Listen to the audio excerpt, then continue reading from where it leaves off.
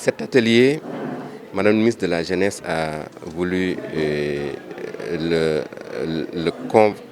convoquer tous ces services déconcentrés et ces services centraux pour pouvoir travailler sur le budget programme, renforcer les capacités dans le domaine du budget programme, mais aussi des outils de planification, de suivi et d'évaluation. On a élaboré donc le document de planification économique pluriannuelle des dépenses, qui est une première étape. À la suite de cette étape, donc, nous venons de transmettre à tous les ministères les enveloppes budgétaires. Et je pense que d'ici quelques jours, on va plonger dans l'élaboration vraiment du budget 2022. Donc, notre rôle, c'est d'accompagner les ministères sectoriels. On l'a fait il y a 2 ans avec le ministère de la Jeunesse. On continue de le faire parce que la répétition est pédagogique et qu'au sein des ministères, il y a surtout une mobilité du personnel. Les gens partent, d'autres viennent. Donc, il y a une nouvelle génération qui est là et qui a un besoin pour capter vraiment l'essence et les fondamentaux de la réforme. Vous savez, Madame le ministre de la Jeunesse tient beaucoup à asseoir au sein de son département la culture de la gestion axée sur les résultats.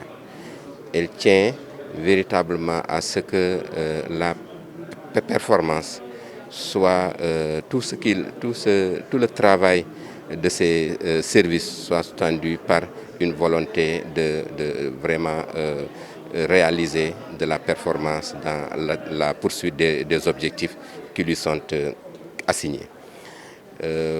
Vous avez entendu le chef de l'État lui demander de veiller à ce que les investissements au niveau des DAC soient rationalisés.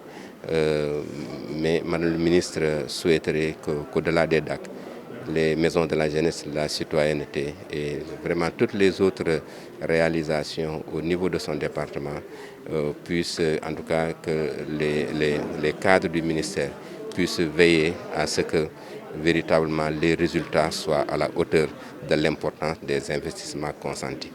Et cela appelle à ce que véritablement les compétences, les capacités de tous les cadres soient renforcées dans plusieurs domaines, dont le budget programme, les outils de planification, mais aussi les outils de suivi et d'évaluation.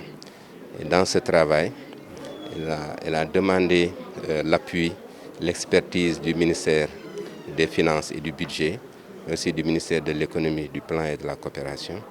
Et c'est aujourd'hui, nous bénéficions de cet appui pendant 2 jours, aujourd'hui et demain, pour véritablement renforcer les capacités des agents du ministère dans ce domaine dont j'ai déjà parlé.